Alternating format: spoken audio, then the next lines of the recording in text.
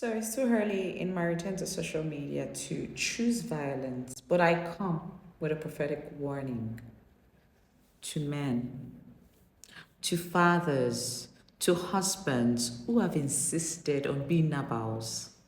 You know what is right, you know what you ought to do, but you persist in feeding cycles of wickedness in your home. You cast shadows of spiritual oppression over your family. You break the edge in your marriage, opening doors to demonic operations and instituting generational strongholds through your lifestyle. You distress the gatekeepers God gave you, women of prayer, women of wisdom, women who fear the Lord, whom you have been so fortunate to marry by God's act of mercy. God saw you for who you are. God knew your tendencies, yet God gave you a deliverer for a wife. A woman He has equipped with grace to help build you into the man He envisions, the man He has ordained.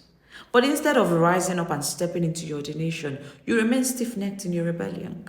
And worse, you have now begun to abuse your help. You're hurting the one holding space for you in priesthood, the very one interceding and covering you, the one you ought to cover, who is now interceding for you and covering you while you play with fire. Hear this. You are grieving our Father's heart, and our cries have risen to His ears. He has spared you countless times because of our intercession and mediation. But if you don't repent, judgment is coming. Yeah. And God is prepared to isolate you for destruction. In fact, the weight of His wrath, prepared to be poured out. You will wish you were not born. So you see that woman of God that you married, whose face you no longer like, whose voice you no longer like to listen to. I advise you to fear our Father.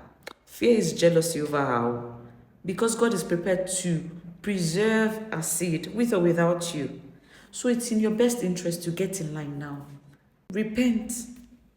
Judgment is coming.